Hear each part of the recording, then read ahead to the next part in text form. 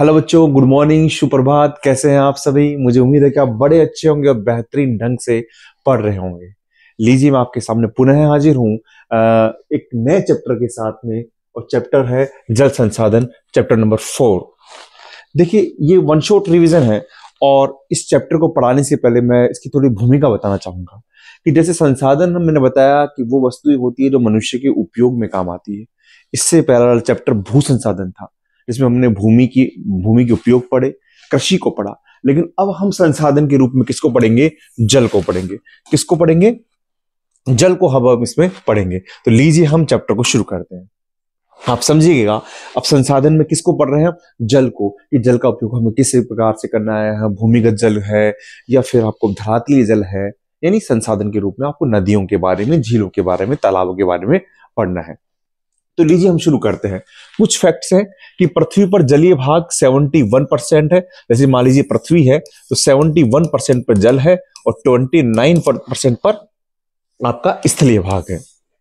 लवणीय जल जो होता है, जो समुद्र में, सागर में होता है, वो 97% है, जो पीने योग्य नहीं है।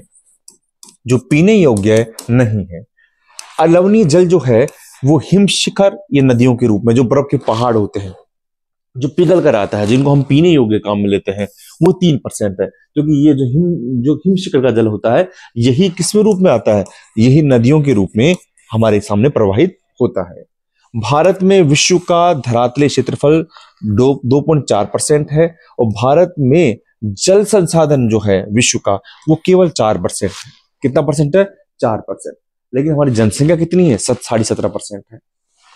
देखिए आगे, देश में जो वर्षण, देखिए वर्षा होता है पानी का गिरना, और वर्षण में जल भी आता है और हिम भी आता है। हिम यानी जो आपकी ओलावृष्टि होती है, उससे प्राप्त जल की मात्रा 4000 घन किलोमीटर है। घन क्यों ले रहे हैं? क्योंकि पानी का आयतन होता है, पानी आयतन के रूप में स्टोर होता है। उसकी लंबाई भी होती है, चौड़ाई भी होती है, और उसकी ऊंचाई भी होती है। जिनमें से धरातलीय जल व पुनः प्राप्त जो भूम जल है, वो 1869 घन किलोमीटर है। ये पूरे फैक्ट्स याद करने हैं आपको। जिसमें देश में कुल उपयोगी जल संसाधन है, वो इसका 60% है। किसका? 1869 का। यानी 1122 घन किलोमीटर जल हम क्या करते हैं? उपयोग में लेते हैं, चाहे वो धरातलीय हो, चाहे वो पुनः प्राप्त भूम जल हो। अब देखिए, जलीय संसाधनों को दो भाग में बांटते हैं। एक तो धरातलीय जलीय संसाधन का मतलब आप जल कहाँ देखते हैं? बताइए। जल आप सर, मैं नदियों के रूप में देखता हूँ, झील के रूप में देखता हूँ, तालाब के रूप में देखता हूँ। और कुछ जल जो भूमि में जाता है, उसको हम भूम जल संसाधन कहते हैं। तो धरातलीय जल संसाधन 4 प्रकार के हैं। वो नदी भी हो सकती है, वो झील भी हो सकती है, वो तालाब भी हो सकती है, और वो तलैया भी हो सकती है। क्या हो सकती है? तलैया। और हम एक फैक्ट्स के बारे में बात करें कि भारत की जो नदी बेसिन है, वहां पर जो वार्षिक जल प्रवाह है, वो कितना है? 1869 घन किलोमीटर है। जिनमें से हम कितना काम लेते हैं? 690 घन किलोमीटर लेते हैं। कितना काम लेते हैं? 690 घन किलोमीटर लेते हैं। हम ये जानते हैं, देखो कुछ चीजें मैं आपको खाली बोलकर बताऊंगा, आप समझेगा। हम जानते हैं कि उत्तरी भारत की जो नदियां होती है, जैसे हम गंगा की बात करें, ये जो नदियां होती है 12मासी नदियां होती है। क्योंकि ये हमेशा जो बर्फ के पहाड़ों से आती है तो 12मासी होती है। जबकि दक्षिणी भारत की नदियां होती है, वो मानसून पर निर्भर करती है। दक्षिणी भारत की नदियां हमेशा नहीं बहती हैं, लेकिन एक मात्र नदी कावेरी है जो पूरे मानसून के अंदर जल प्राप्त करती है, हमारे बंगाली खाड़ी से भी और अरब सागर के मानसून से जल प्राप्त करती है। तो हमारे जो उत्तरी भारत की जो नदियां हैं, इसका जो जल होता है, ये समुद्रों में चल जाता है पूरा, लगभग बहुत ज्यादा भाग। और हम जो दक्षिणी भारत की नदी है, उसका काफी जल हम उपयोग में लेते हैं। तो ये धरातलीय जल संसाधन के बारे में है। जबकि भूम जल संसाधन होता है, इसका पुनः पूर्ति योग्य जो जल है, वो कितना है? वो 432 घन किलोमीटर है। और हम ये बता सकते हैं आपको कि चाहे अब आप उत्तरी भारत की बात करें, चाहे आप दक्षिणी भारत की बात करें, दक्षिणी भारत में बात करते हैं, उत्तरी पश्चिमी भारत की बात करते हैं, यहाँ पर भूम जल का ज्यादा उपयोग होता है, सर्वाधिक उपयोग होता है। जिसमें पंजाब है, हरियाणा है और तमिलनाडु है। यहाँ पर भूम जल का ज्यादा उपयोग होता है।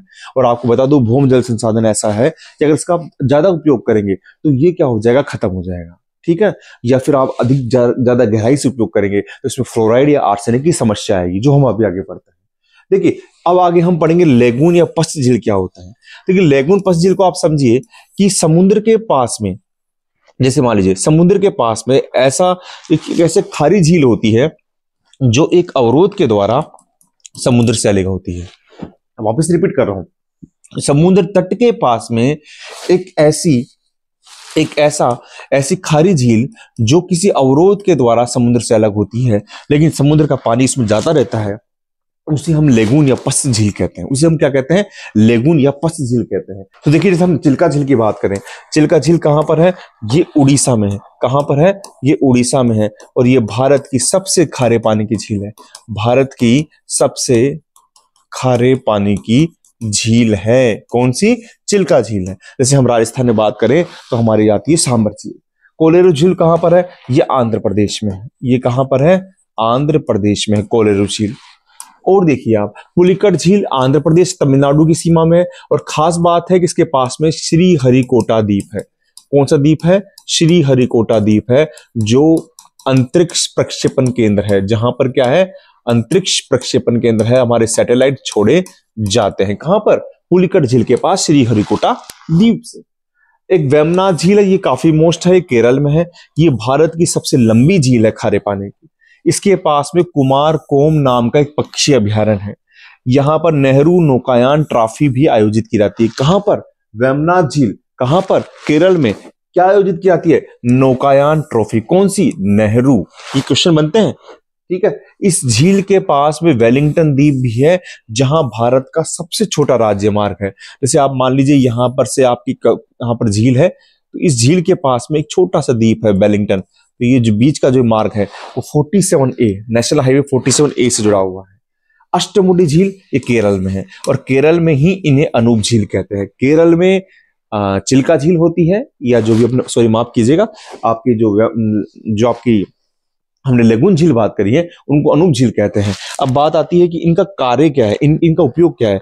खारे पानी की झीलों का उपयोग है कि यहाँ पर मछली पालन किया जाता है, यहाँ पर चावल की कुछ किस्मों की खेती की जाती है, और यहाँ नारियल की सिंचाई की जाती है। आई रिपीट, यहाँ पर मछली पालन होता है, चावल की कुछ किस्मों की खेती होती है, और नारियल की सिंचाई होती है, ठीक है।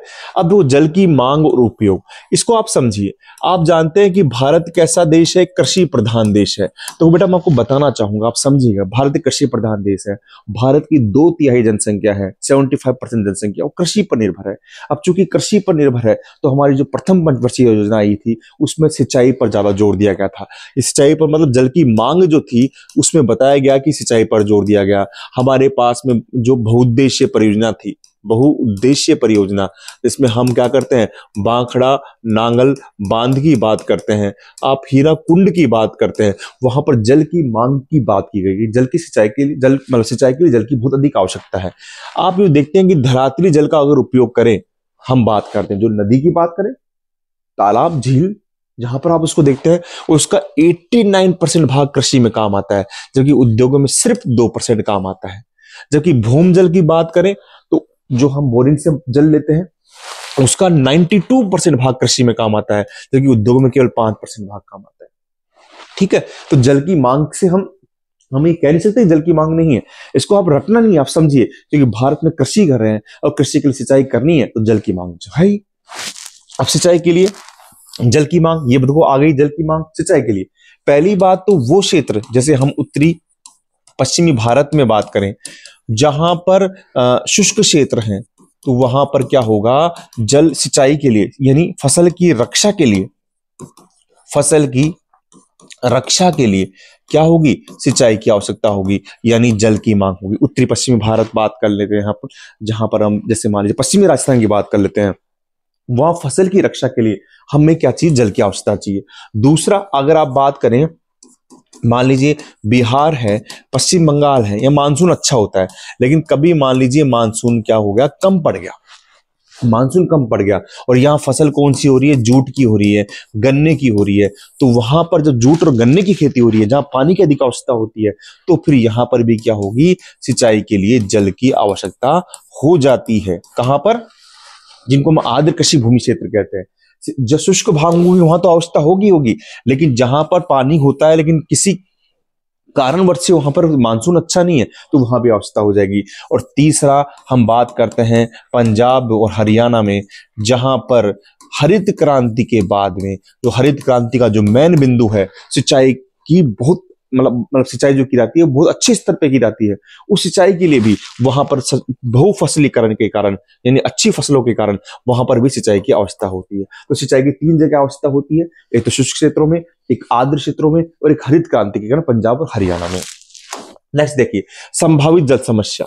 संभावित जल समस्या एक तो है जल प्रदूषण की। किसकी समस्या है? जल प्रदूषण की। आप समझ सकते हैं, इसकी मैं परिभाषा बताता हूं कि जल में अवांछनीय पदार्थ, जैसे मान लीजिए आपके पास में कृषि अपशिष्ट हो गए, औद्योगिक अपशिष्ट हो गए, है ना, इनके मिल जाने के कारण जल का प्रदूषित होना, जल का दूषित होना जल प्रदूषण कहलाता है। दूसरी जल की समस्या क्या है कि जल जब जनसंख्या बढ़ रही है, जनसंख्या बढ़ रही है तो प्रति व्यक्ति उपलब्धता है जल की प्रति व्यक्ति उपलब्धता है वो भी क्या होती जा रही है? कम होती जा रही है। ये भी एक समस्या है। तीसरी समस्या यह है कि जल का जो आपका जो भूमिगत जल है, उपयोग के कारण भूमिगत जल है, वहां पर भी क्या उसमें भी क्या हो रही है? कमी आ रही है। ये जल की समस्या है, संभावित समस्या। जल प्रदूषण है, प्रति व्यक्ति जल की उपलब्धता वो भी समस्या है, और भूमिगत जल में जो कमी आ रही है उनके उपयोग से वो भी समस्या है। जल संरक्षण एवं प्रबंधन। देखिए, जल संरक्षण क्यों होगा आप समझिए। जल संरक्षण इसलिए होगा बेटा क्योंकि हमको जो जल चाहिए वो अलवणीय जल चाहिए। हम जो पीने के लिए काम लेते हैं वो अवलवनीय जल है, और अलवणीय जल कितना है? मात्र 3% है। लेकिन जल की बढ़ती मांग के कारण, जल की बढ़ती मांग, क्योंकि जनसंख्या ज्यादा है और भावी पीढ़ी की अगर मांग को पूरा करना है तो हमें जल के संरक्षण की आवश्यकता है। मैं रिपीट करता हूं कि हमारी जनसंख्या है वो अलवणीय जल पर निर्भर है, और चूंकि अलवणीय जल की कमी है इसलिए जल की बढ़ती मांग के कारण भावी पीढ़ी की जल की उपलब्धता को सुनिश्चित करने के लिए जल संरक्षण की आवश्यकता है ना। और जल संरक्षण, और आपको पता है कि हमारे पास में 90% क्या है? जल किसमें है? समुद्र के रूप में है। जल तो है समुद्र के रूप में है, लेकिन उसको अलवणीय जल में बदलना क्या है? बहुत ही खर्चीला है, बहुत ही खर्चीला है। अब जब ये खर्चीला है तो हमारी डिपेंडेंसी यानी हमको किस पर निर्भर रहना पड़ गया? अलवणीय जल पर रहना पड़ गया। तो उस अलवणीय जल को बचाने के लिए हमें जल का क्या चाहिए? प्रबंधन चाहिए। रटना नहीं है बेटा, समझिए। जल संरक्षण की बात कर ली मैंने कि भैया अलवणीय जल है, उस पे हमारी जल की बढ़ती मांग की हमारी उपलब्धता है, तो भविष्य की पीढ़ी के लिए अगर जल बचाना है तो जल का संरक्षण करना पड़ेगा। चूंकि समुद्री जल तो 90% है, लेकिन उसको अलवणीय जल में बदलना बहुत ही मुश्किल है, इसलिए हमको अलवणीय जल को मतलब सुरक्षित रखने के लिए उसके प्रबंधन की आवश्यकता है। जल संरक्षण के कार्यक्रम कौन से हैं? जल संभर विकास कार्यक्रम, वर्षा जल संग्रहण और जल का पुनः चक्रण। देखिए आगे देखिए, जल प्रदूषण निवारण। जल प्रदूषण निवारण का मतलब क्या है? आप यूं समझिए, मैं आपको बताता हूं कि जल आपको शुद्ध कहां मिलेगा। अगर आप पहाड़ों की बात करते हैं बेटा, मुझे लग रहा है उम्मीद है क्या समझ में आ रहा होगा, अगर हम पहाड़ों की बात करते हैं जहां जल आता है तो वहां पर जल शुद्ध मिलेगा, और जहां पर जनसंख्या नहीं रहती वहां जल मिलेगा। लेकिन जैसे ही आप धरातल पर आ जाएंगे जहां पर जनसंख्या का निवास है, वहां पर जल आपको प्रदूषित मिलेगा। जल प्रदूषित क्यों होगा? क्योंकि वहां पर औद्योगिक अपशिष्ट मिल जाएंगे, आपको औद्योगिक और कृषि अपशिष्ट मिल जाएंगे, जिससे जल प्रदूषित हो जाएगा। तो उसके निवारण के लिए 2 बोर्ड है, सीपीसीबी और एसपीसीबी। सीपीसीबी का मतलब है केंद्रीय प्रदूषण नियंत्रण बोर्ड, कुछ चलाए गए हैं, और यह है स्टेट यानी राज्य प्रदूषण नियंत्रण बोर्ड, ठीक है ना, सेंट्रल पॉल्यूशन कंट्रोल बोर्ड। इन्होंने बताया कि नदियों के प्रदूषण का मुख्य स्रोत कृषि व रासायनिक अपशिष्ट है। क्या है? कृषि और रासायनिक अपशिष्ट है। मैंने यहां तो बात करी कि जल पहाड़ों पर तो शुद्ध रहता है, लेकिन जब जनसंख्या आती है वहीं तो एक मनुष्य तो एक ऐसा जीव है जो प्रकृति के साथ छेड़छाड़ कर रहा है। और इन्होंने ये बताया कि सबसे प्रदूषित नदी कौन सी? यमुना नदी है, जो दिल्ली और इटावा के बीच में सबसे ज्यादा प्रदूषित है। अन्य प्रदूषित नदी बताई साबरमती जो अहमदाबाद में है, गोमती जो लखनऊ में है, मूसी हैदराबाद में है, और गंगा जो कानपुर और वाराणसी के पास में सबसे ज्यादा प्रदूषित है। आगे देखिए, प्रदूषण नियंत्रण के लिए अपनाए गए कानूनी उपाय। पहला, जल अधिनियम 1974 में जो प्रदूषण का निवारण एवं नियंत्रण करता है। ये कौन कर रहा है? केंद्रीय प्रदूषण नियंत्रण बोर्ड ही बता रहा है इस बारे में। पर्यावरण सुरक्षा अधिनियम 1986 और जल उपकरण अधिनियम 1977 का है, इसके अंदर बात की गई है। तो एक खास बात बताना चाहूंगा आपको मैं, जब हम भूमिगत जल का उपयोग करते हैं, आप समझिए कि जैसे ये आपकी जमीन है, ये धरातल है, और आप जब भूमिगत जल का उपयोग करते हैं तो यहां से जब जल को आप खींचते हैं, जल को जब खींचते हैं बोरिंग के द्वारा, किसी के द्वारा, तो हमारे राजस्थान में, पंजाब में, यहां पर जो चट्टान है उसमें फ्लोराइड की मात्रा है। किसकी मात्रा है? फ्लोराइड की। तो जो पानी आता है उसमें, पानी में भी फ्लोराइड की मात्रा ज्यादा हो जाती है। लेकिन बिहार में और वेस्ट बंगाल में, बिहार में और वेस्ट बंगाल में, वहां पर किसकी मात्रा ज्यादा है? वहां पर एक मान लीजिए आप ऑर्सेनिक की मात्रा ज्यादा है, ऑर्सेनिक की। तो वहां के जल में ऑर्सेनिक की ज्यादा उपलब्धता हो जाती है। तो देखिए, पंजाब, हरियाणा तथा उत्तरी राजस्थान में सिंचाई के लिए भूमिगत जल के अत्यधिक उपयोग से वहां जल में फ्लोराइड की मात्रा है। आपको रटना नहीं है कि जब जल है, आप जल का उपयोग कर रहे हैं, समझ लीजिए आप पानी खींच रहे हैं, तो जब से मान लीजिए अगर आपने एक बाल्टी है उसमें पानी खींच रहे हैं आप मुंह से नल के लगाकर, तो जब पानी होगा तो पानी आएगा, लेकिन जब पानी कम हो जाएगा तो नीचे की मिट्टी आएगी नहीं आएगी? मुझे बताइए, आएगी ना। पानी तो कम हो गया तो नीचे की जो कचरा है वो आएगा। तो वैसे जो नीचे की मिट्टी, यानी जो जो वहां की चट्टाने हैं, तो वहां पर तो फ्लोराइड आएगा, और बिहार, पश्चिम बंगाल में क्या आएगा? ऑर्सेनिक आएगा। ठीक है, आगे देखिए, जल का पुनः चक्रण एवं पुनः उपयोग। कम गुणवत्ता के जल का उद्योगों में उपयोग किया जाता है। पहली बात तो, जो कम गुणवत्ता के उपयोग जल है, जो पीने के काम नहीं लेते, उसको उद्योगों में काम ले लेते हैं। और नगरीय क्षेत्रों में स्नान व बर्तन धोने में प्रयुक्त जल का उपयोग भी बागवानी में किया जाता है। अब जल संभर कार्यक्रम है, बड़ा ही मोस्ट है। देखिए, इसमें क्या है कि अलवणीय जल को संरक्षित करने के लिए, अलवणीय जल को संरक्षित करने के लिए क्या करते हैं? जो आपके धरातलीय व भौम जल का मितव्यता के साथ बुद्धिमता के साथ उपयोग करना, जिससे अलवणीय जल को भावी पीढ़ी के लिए संरक्षित किया कर सके। तो ऐसे जो कार्यक्रम होते हैं उन्हें जल संभर कार्यक्रम कहते हैं। मैं वापस रिपीट करता हूं कि जल के धरातलीय व भौम जल का मितव्यता व बुद्धिमत्ता के साथ में इस प्रकार उपयोग करना कि अलवणीय जल को संरक्षित रखा जा सके और उसे भावी पीढ़ी के लिए सुनिश्चित किया जा सके। तो ऐसे कार्यक्रम को जल संभर कार्यक्रम कहते हैं। इसमें क्या किया जाता है? जो प्राकृतिक स्रोत हैं, आप समझिए, प्राकृतिक स्रोत हैं, जैसे मान लीजिए नदी है, तालाब है, झील है, वहां पर समुदाय के सहयोग से पानी को संरक्षित करना। और जो कृत्रिम स्रोत, जैसे मान लीजिए आपके जोहड़ है, बावड़ी है, वहां पर भी कुएं हैं, वहां पर भी क्या है? पानी को संरक्षित करना। तो मैं दोबारा करता हूं जल संभर कार्यक्रम को कि अलवणीय जल को संरक्षित करने के लिए धरातलीय जल तथा भूमिगत जल का उपयोग मितव्यता के साथ, बुद्धिमत्ता के साथ इस प्रकार करना कि भविष्य की पीढ़ी के जल को संरक्षित रखा जा सके। तो जो ऐसे कार्यक्रम चलाए जा रहे हैं उन्हें जल संभर कार्यक्रम कहते हैं। जल संभर विकास कार्यक्रम, देखिए ये बड़ा ही मोस्ट है। तो इसमें पहला कार्यक्रम चल रहा है, उसको बोलते हैं हरियाली कार्यक्रम। क्या चल रहा है? हरियाली कार्यक्रम। ये एक केंद्र सरकार का कार्यक्रम है, केंद्र सरकार का कार्यक्रम है। और सबसे बात यही, इसके उद्देश्य क्या है कि ग्रामीण जनसंख्या के लिए पेयजल, मत्स्य पालन, है ना, मत्स्य पालन या फिर सिंचाई के लिए जल की उपलब्धता को सुनिश्चित करना। तो खासकर किसके लिए चलाया है? ग्रामीण जनसंख्या के लिए चलाया जा रहा है। दूसरा है नीरू और मीरू। देखिए, नीरू मीरू जो कार्यक्रम है ये चलाया जा रहा है आंध्र प्रदेश में। कहां चलाया जा रहा है? आंध्र प्रदेश में। नीरू का मतलब है जल और मीरू का मतलब है आप। ये भी क्वेश्चन आता है कि नीरू का मतलब क्या है, मीरू का मतलब क्या है? जल और आप।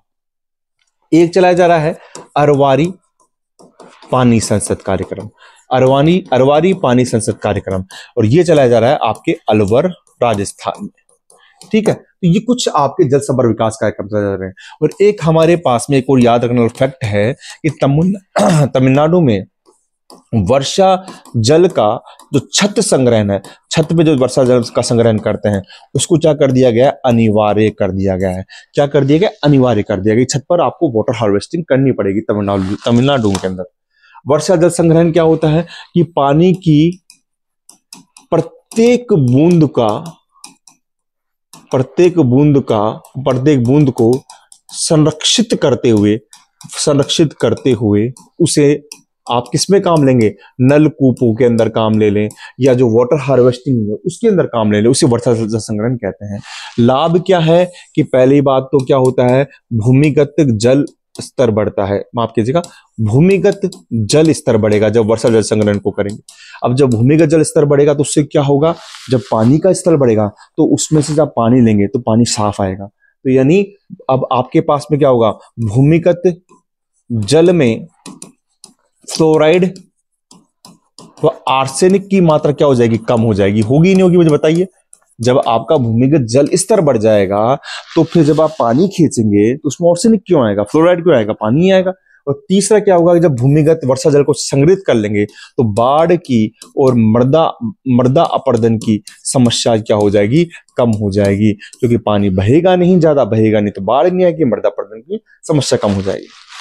मतलब चैप्टर बहुत अच्छा है, बहुत आसान है, आप समझिए। रौलेगान सिद्धि एक गांव की एक इसमें मॉनिटरिंग की गई है, केस स्टडी है।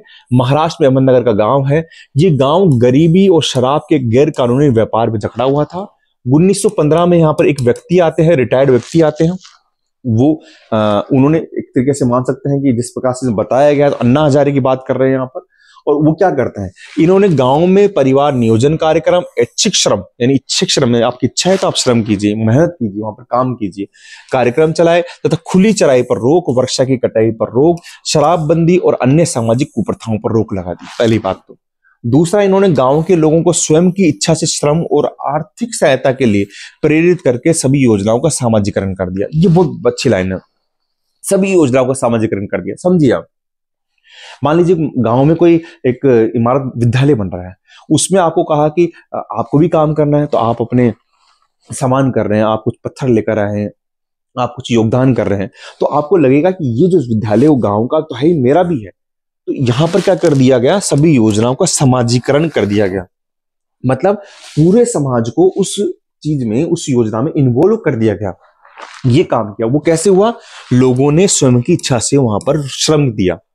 इन्होंने गांव में एक तालाब की रचना करी, चारदीवारी की मरम्मत कराई, जिससे वहां पर जो 7 तालाब थे जो बिल्कुल सूखे थे वो तालाब भी भर गए। तो जल संवर्धन कार्यक्रम का एक बहुत अच्छा इन्होंने एक अनूठा एक स्पेशल क्या किया, इन्होंने लोगों के सामने एक मतलब योगदान दिया कि भाई हम इस तरीके से कर सकते हैं। इन्होंने गहन जल फसलें जैसे गन्ने की फसलों पर कहा प्रतिबंध लगा दो, और लोगों को कम पानी की आवश्यकता वाली फसलों जैसे दालों व तिलहन की फसलों के लिए प्रेरित किया।